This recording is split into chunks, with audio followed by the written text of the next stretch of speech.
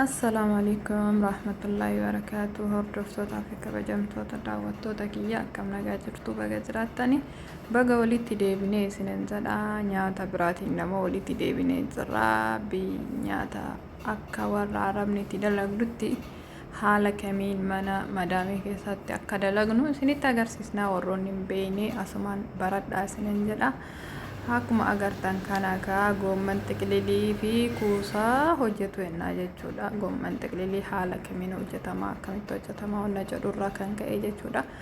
Baharata kanneenii fi malfuufa qimamiiwwan ruuzaa fi foon nu barbaachisa jechuudha. Foon diqqaaqii jechuudha kan daakamee jechuudha fooni.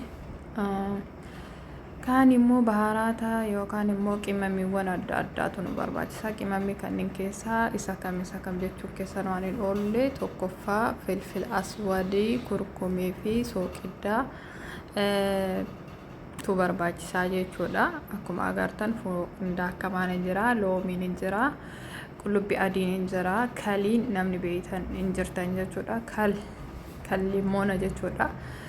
Ruuza illee nu barbaachisaa jechuudha. Isa kana ruuza bishaanitti itti naqannee jechuudha. Dhiqnee haga muraasa bishaan keessa keennaa jechuudha akka inni dafee nu bilchaatuuf jechuudha. Kazaan malfuufa haalli itti qopheessinu akkam akka ta'e isinitti agarsiisa. Malfuufa bishaan distii guuttattanii ho'istanii jechuudha. Distii ho'istanii bishaan akka irra keettaniin malfuufa keessan isa jidduu kan jajjabaata kana jechuudha. Jajjabaa waan ta'eef isa jajjabaa kana keessaa baastanii jechuudha. Akka inni bishaan argatuuf jechuudha. Inni jajjabaan kun hin fayyadu yaa hin gatama malee jechuudha. Isa jajjabaa kana keessaa baastanii yoo jettan akkuma agartan akkana fakkaata. Isa jajjabaa kana keessaa baastanii achi fuutanii malfuufa bishaan keessa keettanii jechuudha. Goomman xiqililii goxii xiqqooleen hin ta'anii akkuma beektanii kan jajjaba gugurdaa jechuudha. Akkuma agartan haala salphaa ta'een mana keessanitti qopheessuu nyaata adda addaa kana beekuu dandeettanii bishaan keessa keettanii daqiiqaa muraasaaf jechuudha. Baala isaa takka takkaan irraa guurtan jechuudha. Akka inni bilchaatee isin jala hin mushuruqne yoo bilchaate haylii malee isinii xaqallalamuu yookaan immoo isinii maramuu hin danda'u jechuudha. Maaliif jennaan yoo bilchaate isin sirriitti bilchaatu hin qabu. Xiqqooma bishaan ho'a argatee jajjabina isaa duraa sanirra xiqqoo lallaafaa qaba akka mara isaa toluuf jechuudha. Gizee marroo akka nu dhibneef jechuudha. Immoo keessa isaa bishaan hin argatu jechuudha. Waraqaa isaa takka takkaan irraa baasnee itti fayyadamnaa jechuudha. Isa kana bishaan akkasitti nyaachisaa keessaa guurraa jechuudha. Takka takkaanii achi booda haalli isin itti godhuu qabdan inni jala waan dafee hin bilchaanneef isa waraqaa tokkoon yoo irraa baastan inni jala itti aanu dammoo bilchaataa deemaa jechuudha. Akkuma agartan kana baala takka takkaan keessaa guurree eega geeffanneen booda haala kamiin marraa yookaan immoo haala kamiin hojjannaa jechuun keessan waan hin oolleen walumaan hordofa haga dhuma sagantaa kennaatitti jechuudha.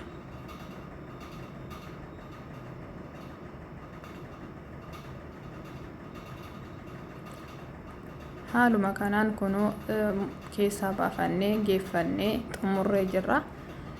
Achi booda jidduu isaa kan jajjaba isaa kana ni baasnaa jechuudha. Maaliif jajjabni isaa jidduu kanaa kun nuuf hin maramu jechuudha. Waan san ta'eef isa kana jidduu isaa keessaa baasnee waraqaa tartiiba godhannaa jechuudha. Waraqaa isaa tartiiba godhan akka mara nuu toluuf jechuudha. Haaluma agartan kana mummurree tartiiba godhannee saniin booda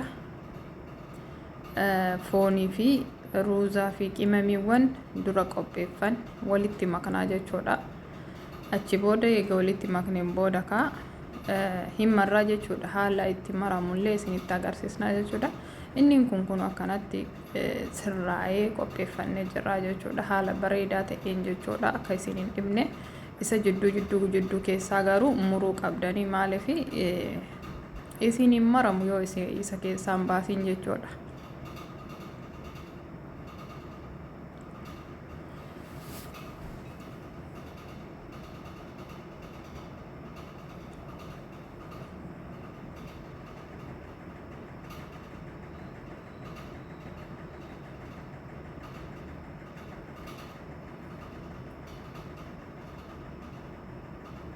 haaluma kanaan kaa walitti deebinee jirra. Foonii fi ruuza walitti makaa jirra.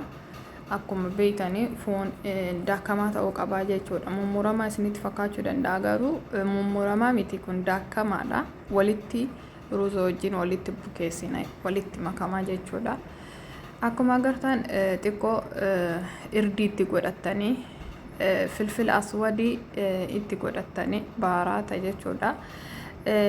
Qimamii achumaan sooqiddatti godhattanii qarafaa daakamaa, qarafaa namni wallaaltanii hin jirtanii qarafaa daakamaa itti godhattan jechuudha. Zayitii itti godhattanii sooqidda xiqqoo itti godhattanii walitti maktan jechuudha. Cuunfaa yookaan loomii itti godhattanii achi booda walitti sirritti makamaa jechuudha. Walitti makamaa eega makameen booda sirritti jechuudha. Akka inni ruuzaa fi foon isaa fi qimamiin isaa sirritti walitti geettanii eega jettaniin booda sooqiddi illee sirritti itti gootan jechuudha. Eega walitti makameen booda akkuma beeytan kaa malfuufa kennaa itti godhannaa jechuudha. Inna haala isinitti toluun godhuu dandeettanii shunkurtii illee barbaadan mummurtanii kabzara itti mummuruu dandeettanii jechuudha. Haala isin barbaadaniin jechuudha. Barbaadan shunkurtiin adii itti seenaa jechuudha. Achi booda hin marraa jechuudha. Mara isaa kaa akka isin jalaa ruuzni illee hin faffacaaneetti mara isaa bareechistanii haala gaariidhaan martan jechuudha. Haala bareeda ta'een jechuudha. Maaliif suuta eeggattanii yoo hin jedhin isin jala muramuu danda'a yookaan immoo isin jala adda deemuu danda'a jechuudha. Ruuzallee haala itti keettan haala itti martan jechuudha. Bareechisuu qabdanii jechuudha. Inni kun haala isin itti dalagdan ta'uu danda'a jechuudha. Haga dhuma sagantaa keenyaatti looniin hordofaa.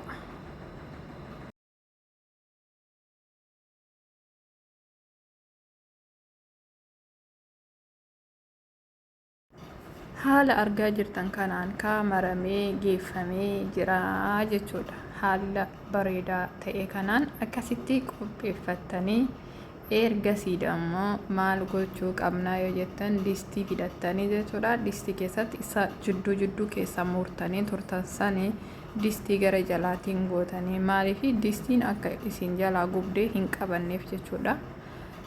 Isa san fiddanii tartiibaadhaan distii jala gootan jechuudha. Egaa distii jala gootaniin booda kaani mooxa martanii jettan jechuudha. Kamarima sun seera isaa tartiiba isaa eegdanii kaa'uu qabdan. Maaliif jenna yoo tartiiba isaan eegiin bishaan gizeetti naxxan adda deemaa jechuudha. Akka inni adda hin deemne addaan isin jala hin hiikkanne suuta jettanii distii keessan keessa kaayattan jechuudha. Haaluma argaa jirtan kanatti jechuudha.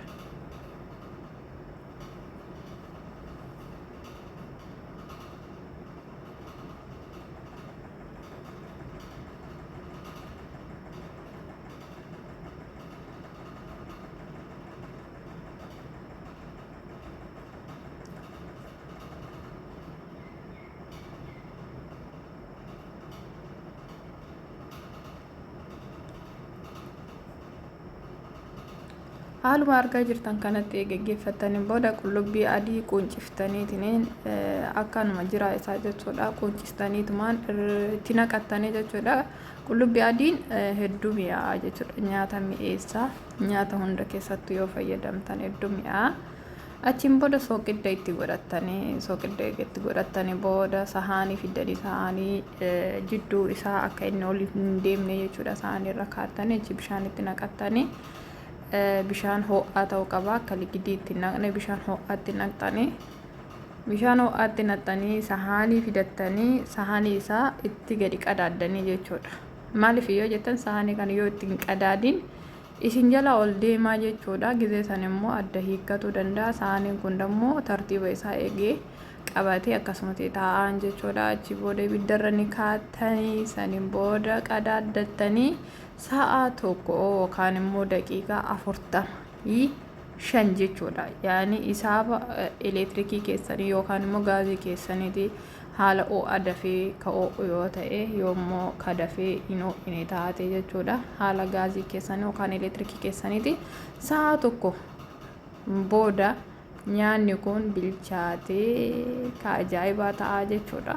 Sa'a tokko ibiddarra yoo tursiistan jechuudha.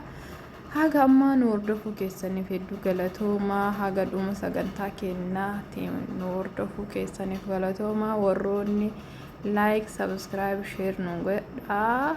Warroonni like hin goone warroonni maatii kennan taane maatii kennan nuuf ta'a sinan sanna. Warroonni haga ammaa nu hordoftan galatoomaa sin jenna. Koomentii yoo yaada qabaattan yaada nuun ibsaa, yoo qeeqa qabaattan illee qeeqa nu ibsuu dandeettanii. Nyaanni keenya haala kanaan qophaa'ee jira, mi'aayee jira jechuudha. Haala bareedaa ta'een saanii keessanitti qopheeffatanii gubbaa asitti naana goggogee irra firfirsuu hin dandeettanii jechuudha. Naana goggogee numa yammadda na tosini guuta natti